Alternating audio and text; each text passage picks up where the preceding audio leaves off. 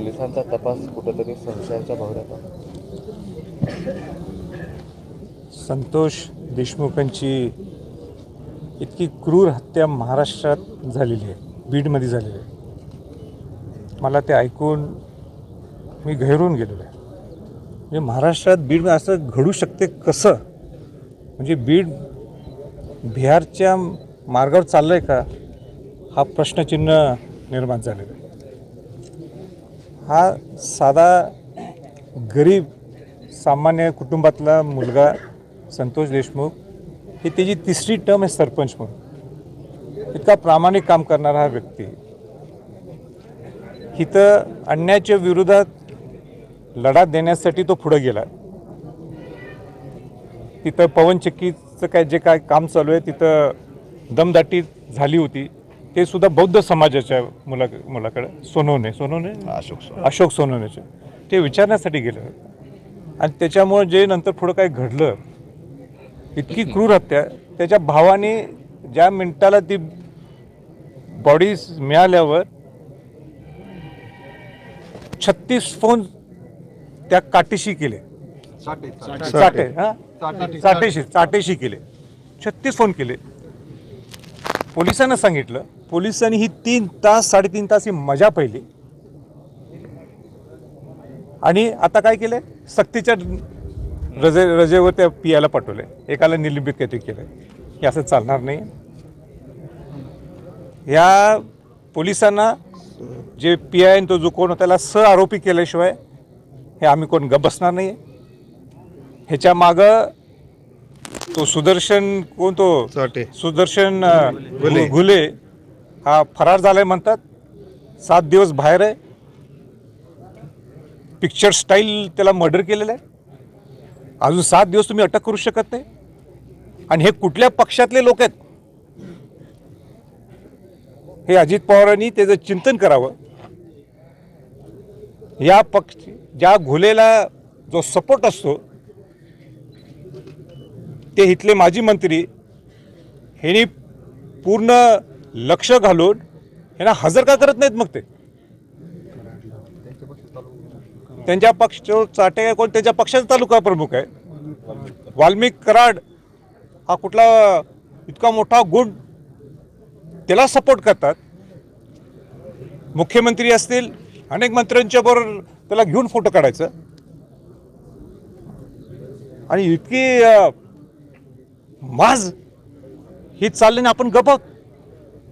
मी IG मिश्रांशी बोललो, त्यांना सुद्धा ह्याच्याबद्दल काही उत्तर देता आलं नाही. हिवाळी अधिवेशन आहे उद्यापासून. जर तुम्ही याच्याबद्दल ह्यांना आरोपी, या सगळ्या पोलिसांना जे कोण PI ते आरोपी केला नाही आणि या गरीब लोकांच्यावर न्यायाची भूमिका घेतली नाही, तर आम्ही सगळे गावातले लोक सगळेजण आम्ही तुम्हाला कोणालाही सोडणार नाही. मी शिवाजी महाराजांचा वंशज आहे. आम्ही शिवाजी महाराजांनी अन्यायाच्या विरोधात नेहमी न्यायाची भूमिका घेतली. 18 पगडजात 12 बलुतेदारांना घेऊन न्यायाची भूमिका घेतली. आपण नुसतं शिवाजी महाराज, शाहू फुले आंबेडकरांचा विचार करतो आणि हे महाराष्ट्रात चालते. माझी मुख्यमंत्र्यांना विनंतीपूर्वक सूचना राहील, तुम्ही जातीने याच्यात लक्षात घाला. अजूनही हातातला हा विषय, या भावना मी लोकांच्या ऐकल्या, काय ती उद्या स्फोट होईल तर मी जबाबदार राहणार नाही.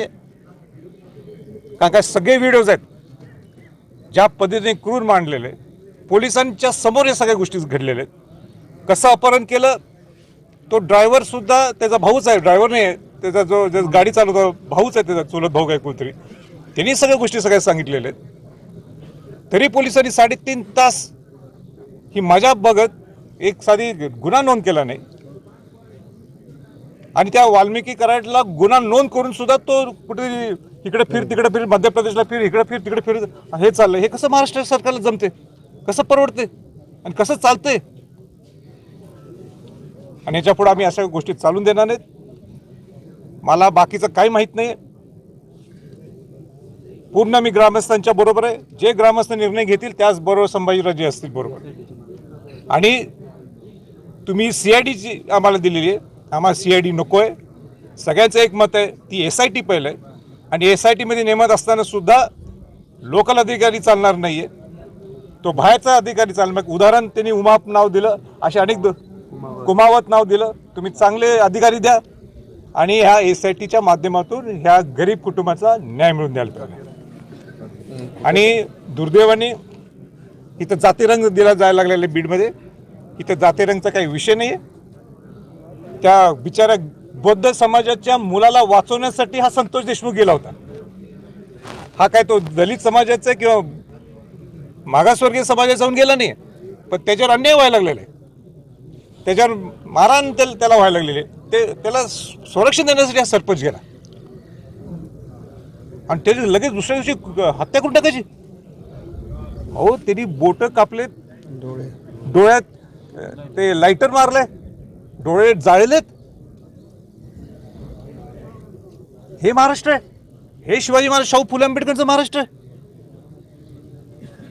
माझी विनंती राहील सुद्धा अजितदादांना, हे तुमच्या पक्षातले लोक आहेत. जोपर्यंत हे घडत नाही, जोपर्यंत ह्याला न्याय मिळत नाही, तुम्ही तुमच्या ह्या इथल्या मतदारसंघातल्या आमदारांना मंत्री सुद्धा करू नका.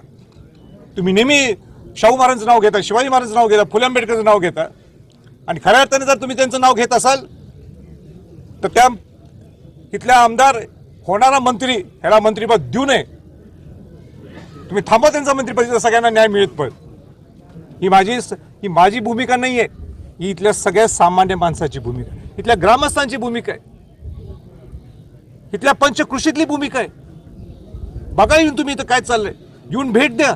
तुम्ही अजूनही कोणी भेट दिली नाही, इथं येऊन भेट द्या, त्यांच्या भावना समजून घ्या. या बीड हे काय बिहार होण्यासाठी तुम्ही गप बसलाय का?